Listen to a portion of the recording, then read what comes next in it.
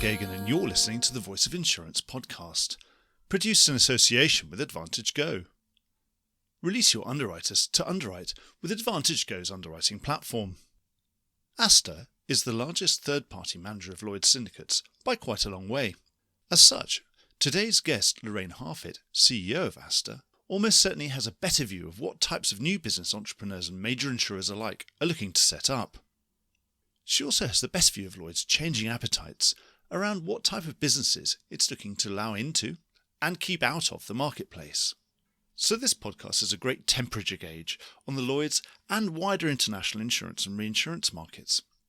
I'm happy to report that I found Lorraine full of optimism and enthusiasm, with a long and diverse pipeline of business in prospect on many fronts, be it new syndicates in boxes, captive syndicates, traditional syndicates, other alternative vehicles, or MGAs. As Lorraine puts it, there's always a fear that the appeal of the Lloyd's and London market may one day wane. On this showing, there's no evidence of this happening anytime soon. Lorraine is an industry professional of vast experience, who has worked her way from the Lloyd's policy signing office in Chatham all the way up into the heart of the market. She knows this business inside and out, and she's great company. And this podcast is packed with lots of really nuanced observations. I highly recommend a listen. Enjoy the podcast. So Lorraine, welcome to the Voice of Insurance. Thank you, Mark. It's a privilege to be here. You're relatively new in your role, so why don't you tell us a bit about yourself and your career to date? Absolutely. I guess like most people, insurance was never my dream career at school. And what I actually decided I wanted to do was be a teacher. But those plans kind of went awry when I spent a summer doing an internship at the local bank, was then offered a role with them, and that kind of set me off on a different path. I then moved down, so that was in Scotland, moved down here when I got married and ended up moving from banking to insurance because Lloyd's was a big local employer. So ended up going to work for them and making that switch from banking to insurance. Lloyd's was a local employer? In Chatham, in Kent. Oh, wow. Of course. So moved from Scotland to Kent, and big building. At that point, there was something like 1,200 people worked in Lloyd's Chatham, LPSO, exchanging, all of that. Yeah, I better say that is the Lloyd's policy signing office, which is what would now be, it's still called exchanging probably, but DXE, people would know it as DXE, i.e. the processing centre for Lloyd's premiums, which is now the processing centre for all of the London market premiums, having merged about 20 years ago. But there you go. So I'm always on a mission to get rid of abbreviations or at least explain what they are. So that's really interesting. So that's how you came from Chatham. So came from there, was working in Lloyd's and was then lured up to London on the members agency side. So I came up here initially to work for Alston Brockbank agencies and Mark Brockbank and things. So came up, but that was all about looking after members of Lloyd's. Wow. And stayed there for about 14 years through various mergers and acquisitions. And lots of mergers and acquisitions. Absolutely. I think members agents went from something like 130 of them down to 3. Yes. By the time I left. So it was, huge kind of consolidation. Because it was almost everybody had their own members agent at one point, didn't they? Yes. Almost every syndicate had its own members agent that looked after, some of them only looked after 10 or 15 names and others crazy, had a lot. So it was kind of crazy. It was certainly ripe for consolidation, wasn't it? And that's been fairly static. That trio has been static for a long time now. Yes. I mean, I think that's probably about 15 years ago, longer than that. 18 years ago, I left there and it was 3 then and it's still the same 3 now. So, and obviously with Asta, there have been changes. Actually, well, how did you get to Asta? We need to clear that up first. Yeah, so working in the members agency, lived through all sorts of interesting things like R&R and kind of Equitas and corporate members and things like that, which did result in that consolidation, much fewer members, much less members agents, and ended up moving back to Lloyd's, but in London this time. And just one of those things of kind of opportune timing, I guess. I ended up getting involved in the ICAS regime and establishing that at Lloyd's. That led to Solvency II. And then that led to kind of me being asked to lead the market implementation of that, which was a fantastic opportunity. Everybody hated Solvency II, but knew they had to do it. And we just tried to make it easy for the market as we could. We had to run lots of stories about traffic lights and then who was on amber and who was on red and who was on green and whatever else. It got quite complicated. It got quite competitive, the ratings and how they were applied and who wanted to be able to tell the board they'd moved from red to amber or... And what did ICAS stand for? That was sort of risk-based capital. Yes, kind of individual capital adequacy Scheme? I think that was it. I'll put that one in the notes if I can remember. Yes. And R&R was reconstruction renewal. Reconstruction and renewal. The Lloyd's big reforms where corporate capital came in. This is post formation of Equitas, which probably was signed off in 96, wasn't it, for 92 it and was prior for 92 years. and prior years. Yeah, that's where the modern Lloyd's that we know today really kind of was born. Exactly. And really, after kind of finishing that Solvency II project, there wasn't an obvious next kind of role for me, particularly within Lloyd's. There hasn't been Solvency III There yet. hasn't been, no. I think that would be too much for everybody, wouldn't it? But yeah, the offer from Asta was one of those things that came along at just the right time in terms of wondering what's next. So I joined Asta pretty much 10 years ago, September 2013. And then how long have you been in the CEO role? Only a year. Just a little bit less than a year. So I joined initially in a regulatory role, then moved into the COO role fairly quickly. Did that for about 7 years, then took on an MD role as Julian was beginning to do more group and wider group activity, and then took over as CEO just under a year ago. Excellent. So all still quite new.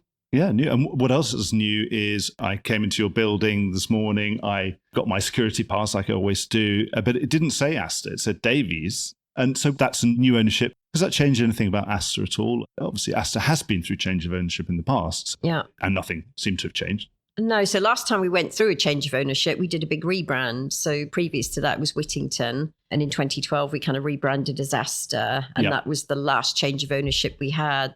The Davies deal completed in July last year. And so apart from the obvious, which you saw as you came in the building and a lot of Davies branding and logos and things around, it doesn't feel like day-to-day things have really changed. Because they're in the same sort of business as you are as well. Yes, so a big chunk of Davies. I mean, Davies are pretty well known in the market for the claims side, but the insurance solutions part of the business does a lot of similar things and is very involved with the Lloyd's market. So it's not a completely kind of strange merger or acquisition for them. It's really broadening their platform. And is it bringing more resource to you, that kind of thing? It's definitely bringing more access to different skills that we didn't have in-house. And I think it's also offering more to our clients, potentially. Davies have got a big back office outsourcing type function. So that's really useful, particularly for new clients as they're building up. But they've got things like consulting and tech division. And, that's really good for us as we're trying to innovate and keep up with what's going on in the market. So you've been at Asta for 10 years. You've been in the market for much longer. And I suppose Asta's really got its finger on the pulse because you're perhaps the first gatekeeper of Lloyd's because you're the major service provider for turnkey admission into the marketplace. So I would imagine that your new entrants business development team are in everyone's Rolodex. Everyone is talking to them. If they have an idea and they want to do something at Lloyd's, I can't imagine that they wouldn't talk to you. They'd be sort of crazy not to talk to you first. There are other service providers available, but I think you would have to be on the list of people that would talk to. So you see a huge rainbow of different opportunities. Knowing that, what's the mood music at the moment in terms of new entrants at Lloyd's? You know what Lloyd's is looking for. What would it see as attractive and accretive to the market in a new business? So how's that changing? Obviously, because we've got a changing market. Yeah, so I think definitely the appetite has changed recently. So I think Lloyd's went through a focus of kind of remediation on existing businesses and it became more difficult, more challenging. They had less appetite.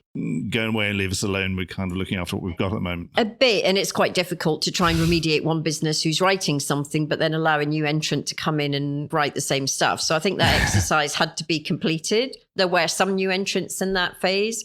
And I think Lloyd's has now moved much more into a growth phase, definitely have appetite for growth.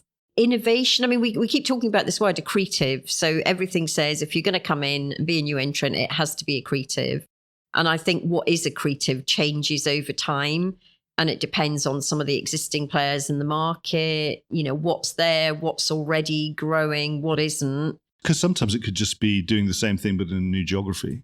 Exactly. So it could be geography, it could be distribution methods. A lot of things have been over the last couple of years tech-based, but we're seeing softer stuff coming through as well now, particularly on ESG and things like that, potential syndicates that are focusing on, be it carbon credit, carbon offset, whatever. So real kind of ESG related things as well.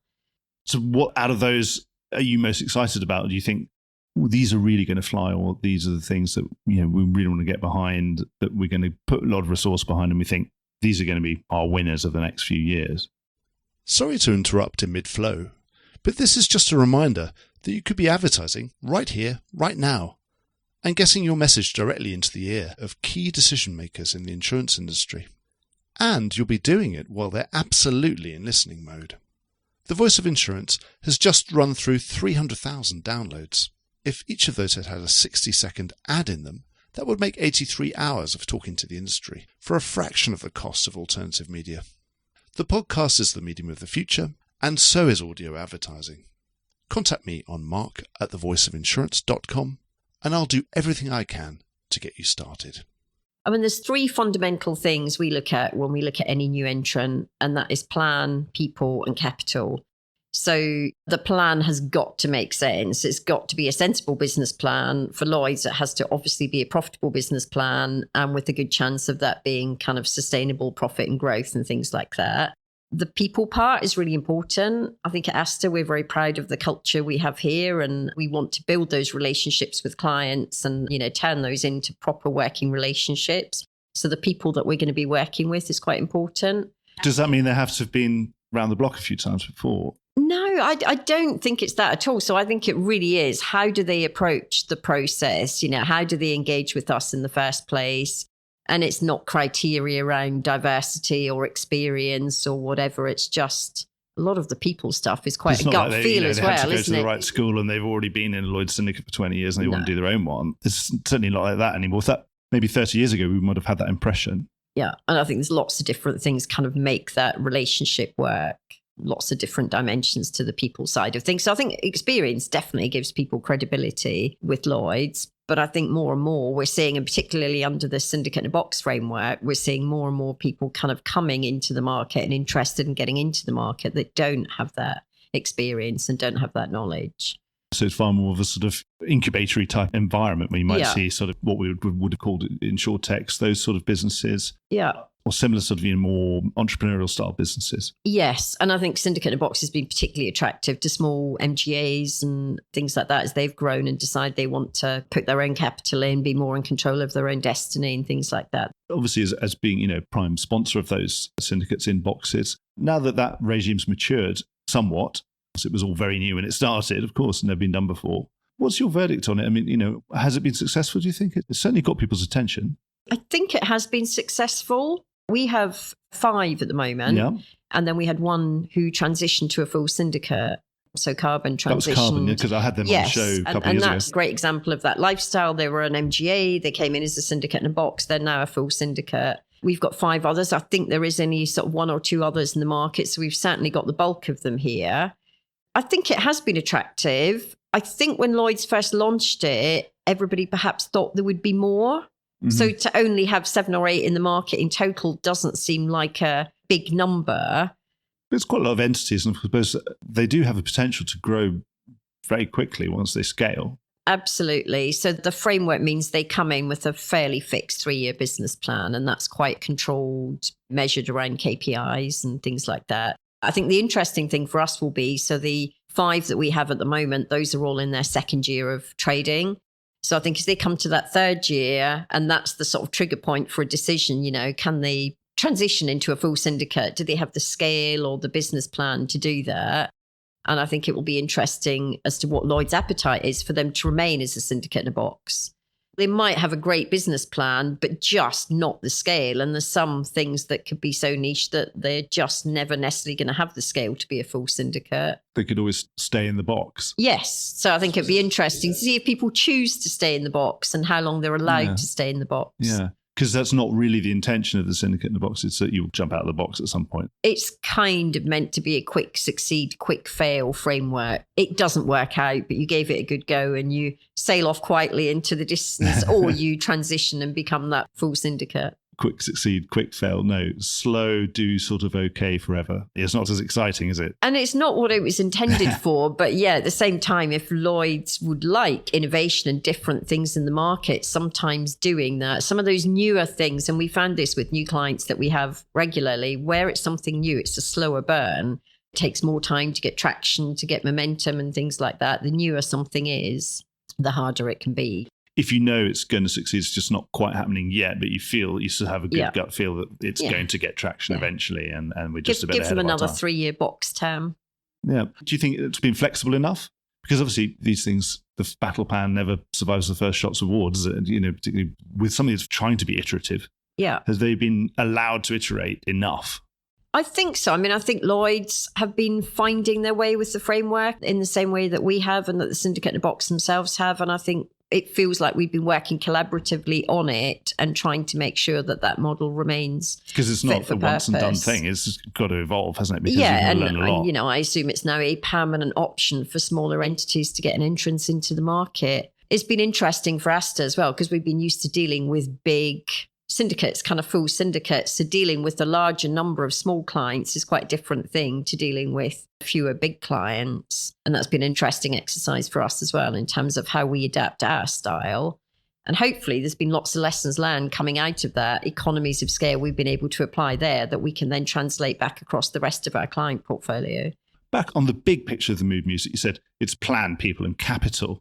Obviously, we're in an environment where capital is more important than it has been because obviously the previous decade, there's been tons of it lying around everywhere and everyone's been able to get hold of capital. Everyone's been complaining there's far too much capital lying around and they're giving it to all the wrong people and obviously, having a difficult and overly competitive marketplace. But now capital's really come into its own. We haven't had huge amounts of capital raising. We've got potential capital shortages. So within that mood music, if someone comes with maybe not the most exciting business plan, but lots of capital, are they more welcome than they would have otherwise have been? Just because of the state of the market, because a lot of incumbents are not finding it that easy to raise capital. Some comes with very nice, clean dollar bills. Does that make them better looking than they were before? It doesn't to us. I think all three of those things have got to work, and kind of putting capital behind a bad plan or a plan that we're not convinced on. Good capital and a bad person with a good plan doesn't work either. Exactly. I think you've got to have that mix. But I do think capital, it's the one thing that perhaps they don't think about at startup. So, you get the right team in place, you get the right plan in place, and then capital is often an afterthought.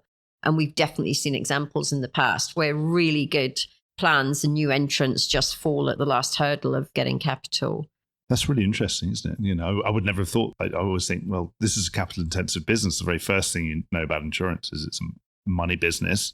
And if you don't have any money, you can't do it. I thought it was quite interesting. John Neal's comment in the press last week, I think it was, about really looking for the members' capital. Yes, really interesting. To increase as well. And I think we've definitely seen a resurgence of people going back round that route and having, names on the syndicate. It's odd, isn't it? There's perhaps in the 30 years that names capital has completely declined. I mean, coming up for 30 years of reconstruction, you're not far off. That form of capital, Lloyd's was 100% high net worth market before that. And now it's probably only 10% high net worth market. But of course, in that period, high net worth, there are more high net worth people in the world than there ever were before. There are billionaires everywhere you look. It seems odd that we haven't been tapping them for an efficient form of capital and a very loyal form of capital as well. Yeah. And I think maybe that's a shortage of the right structure for them to get in, because kind of coming in as a name is very complicated. Yeah. Setting up your own corporate members is very complicated. And I know the members agents have been working on schemes and things to try and get that capital in. And obviously Lloyd's have been doing things like London Bridge as well, which will make that investment a more flexible and easier thing to do. Yes. Do you think we've been doing enough to make the London market an attractive place? I think Lloyd's have. I mean, I think Lloyd's and some of the initiatives around growth, around the captive framework, I think is really attractive. And we keep thinking there must be an end to the number of people who are interested in getting into Lloyd's. And it's interesting, from the new entrant pipeline, there isn't. There is still such an appetite. They still see Lloyd's as that global brand, licensed network, and something that's really important for them to be a part of. I think the regulation, or the perceived level of regulation, can put people off and can drive them to other jurisdictions. But hopefully things like the Edinburgh reforms and things like that are going through to try and simplify that impact of Solvency II and regulation will really help reinforce. Yes, listen to previous episodes with Caroline Wagstaff and other members of the LMG to see how far we get on that. Yeah. But it's still all quite up in the air. We'll see. And of course, these things take years to actually change any kind of perception. And it's still not quite on the books yet, but it's not far off now. Obviously, your business, you manage syndicates that are in boxes, you manage special purpose arrangements, but also MGAs. And you did mention that the captive regime. When you're looking at all of that, which part of that business are you most pleased with? And you're thinking, when you're doing your budget for next year, and you're saying, well, this is the one that's going to be growing gangbusters this year, or whatever, or one you have more expectations of, and this other one, think, well, that's going to be a very quiet one. When you look at those 5 strands, which were you most happy with? I'd have to say all. And it's a good market, so you could easily be happy with all of them. And I think it is going down the MGA route was always a bit of a diversification for us. So in a period when Lloyds weren't growing as much and weren't as open to new entrants, then having that MGA platform meant we could still accommodate it's great underwriters. Timing, because I think probably in this podcast in the last 3 years, that's been one of those questions that's been on my lips all the time is, wow, this wave has been huge. So you picked a good wave. Yeah, good timing. It's not showing any signs of faltering, is it? It doesn't seem to be, no. There's still a lot of interest out there. Again, the challenge perhaps for some of the new MGAs is the capacity piece. And I think why some of them hence want to make that transition to syndicate in a box, they're then more in control of their own capacity. So they're with you. They've already got that option sort of in your back pocket, ready. So we could do this and we could do that. Yeah. What about captives? This is fascinating because I had to look in my history books. SmithKline Beecham, which is now the SK part of GlaxoSmithKline, or GSK, British Global Pharmaceutical Company. The captive regime is actually an old regime that's been on the books forever, and then someone dusted it off and gave it a bit of a shot in the arm in the last few years. SmithKline did have a captive syndicate. It's the only one that I'm aware of. Maybe you'd know. I don't know if there was another one. But when do you think we're going to get the first one? It's quite exciting. Of course, it's a great time for captives, of course, in a really hard market. Difficult to find the coverage that you used to be able to get. Every risk manager in the world's tearing their hair out. And of course, Lloyd's has a fantastic global platform and has a captive regime that has been completely underused. Yeah, no, I think there's a great opportunity. I mean, it's something that I know Lloyd's have been working on intensively for the last couple of years. We've been involved quite closely with them in a lot of the discussions and kind of promoting that initiative. I'd love to say that in the next 6 months or whatever, we right? Couldn't possibly say.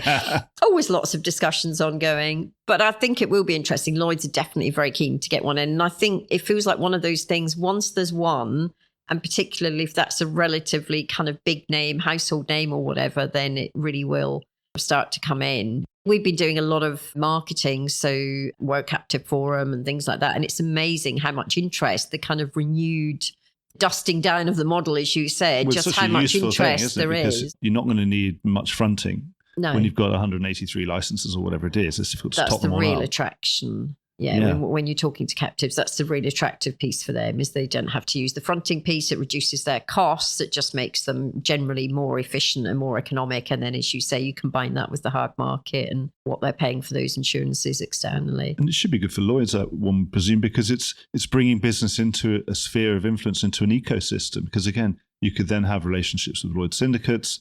You could buy your reinsurance within the Lloyd's market. You could do all sorts of things that you might not have thought of doing once you're in this environment. And while the captives themselves may be relatively small in terms of GWP, as you say, it might bring some of those big players that are not currently associated with the market in and just kind of help the overall growth and support in the ecosystem. With the MGA business, I've had a few people on the show being actually quite open, saying that they expect to get squeezed in this market. Well, first, the reinsurers did get squeezed because their retro costs went up quite sharply. And at the beginning, they weren't able to pass it on. They've now unsqueezed themselves from that and reapplied a bit of muscle, particularly 1/1/23, and now in these mid-year renewals that we just come through. But that's not tend to be squeezing the insurers, who, again, we're talking about headlines of rehardening, and actually any of those increased reinsurance costs and obviously the higher retentions that they've had to bear are now being passed back on to original clients in insurance. But certainly I've had a feeling from MGAs that they do feel that they will be squeezed. Do you have that feeling, obviously, as a manager of so many of them? So, I mean, I think definitely, and particularly within the Lloyd's market, there's been a big focus on expenses and acquisition costs and things like that. So there's definitely kind of a squeeze on MGA commissions and how all that works. We're definitely seeing it a bit. But I think those that have got the right business model, there's also MGAs are a bit more nimble than some of the bigger players are as well. And so things like tech and actually making their own operating model leaner, we've seen quite a few come where actually the squeeze on commissions is not really hurting the bottom line because they find other ways to offset that. I'm presuming, and it's still a hard market for them as well, and they can still sell higher premiums. Yes. And it's really so that the biggest challenge we're seeing is that capacity piece. and people getting the right capacity lined up. And I think that was more difficult again, maybe 2 or 3 years ago, because certainly in the Lloyd's market, if there was going to be growth, then it wasn't necessarily giving that capacity out to MGAs. It was kind of syndicates focusing in on themselves and how they wanted to grow and how they wanted to address those remediation issues. One thing I want to ask you, I know you're not necessarily the world's expert on this, but it's been one of these things that become common currency in the marketplace, and certainly a lot of opinion pieces about it written in the press, to say that Lloyd's really isn't the place to do reinsurance anymore. Presumably you're not seeing a lot of people coming to you asking to do reinsurance startups in Lloyd's anymore. Does it chime with your own experience in terms of new entrants, particularly? Obviously, it's a great time to be a new entrant in reinsurance, but we don't seem to be seeing any. No, and as you say, there doesn't seem to be. I mean, it is something that's fallen away. So I think partly because of the performance issues and the remediation issues and the results over the last few years, then the reinsurers really took a hit. And you've had some quite big names pulling out of that. Blenheim, Kailn, there's been quite a few recently pulling out of that market. So it's definitely not seen as sort of flavour of the month within Lloyd's. And presumably any new startup could get different capital regimes elsewhere that are probably a bit more efficient for them. Potentially. And I think a lot of the big players as well have got different platforms, haven't they? So it's, do they put that business in Lloyd's or don't they? And if it's going to help get the business plan through without that in it. I suspect Lloyd's want to retain a chunk of reinsurance business. You know, I would think they would still want to be seen as a home for that. And who knows, that it kind of may start to increase again in the market, but it's not something we're seeing a whole influx of new entrants trying to do. So just in general, should we be expecting lots of activity on new startups? You've been able to keep going through the softer market, now you've got a harder market. Do you think we're going to be doing more this time next year? You'd have put on more business than you'd have done this year? More new entrants? We certainly won't put on more than we have this year, I don't think. I mean, we had for 22, that was a pretty extraordinary year for us. And we onboarded 5 syndicates in a box during the year. And we had 2 new syndicate launches at the end of 22 as well. So that was a real chunky growth. Generally, we'd expect to be onboarding 1 or 2 new clients a year. So doing 7 in 1 year was fairly exceptional, but we're still seeing a huge amount of interest in the pipeline. And we've got 2 or 3 things burning along at the moment that may or may not come to fruition. Do you have a good hit rate? One presumes that once they've got through your hurdle, when you say yes to something, that probably means it's likely to get accepted on the 12th floor of Lloyd's. Yeah. And you can never second guess, and moods and appetites and things change. But yeah, I guess we pride ourselves on reputationally, we would not want to be taking anything to Lloyd's that we didn't think had a realistic chance of succeeding. So I guess roughly over the last quarter, we've seen something like 50 new business opportunities. And of those, 30 have gone straight away. Yeah, thank you, but no thank you. We've got 17 of them sitting kind of in the hopper, waiting on more information before a decision is made. And there's only 3 of those 50 actually being progressed at the moment as good, strong opportunities. So it's a fairly small hit rate in terms of what we see coming through the door, but we'd like to think it's a pretty much 100% hit rate on anything that we actually try to launch. So you're in a fairly happy position. You could say that your business model is unstable, couldn't you? Because you depend on new entrants. And if there are no new entrants available, then you've got no new business. Yeah. I would say it's changed over the last 3 or 4 years. So I think 3 or 4 years ago, you'd be exactly right. If we didn't have new entrants, then gradually all of our existing clients would just kind of sail off into the sunset and things like that. We've definitely seen a shift in kind of temperament and appetite for establishing your own managing agency. I think as the level of regulation goes up, as the implementation of new things, whether that's the Rio framework at Lloyd's, whatever it is, they just all add layers of complexity, specialist resources on things like conduct risk, ESG. And we're actually finding that clients' appetite is really changing. So maybe 8 years ago, it was always a 3-year, 10-year.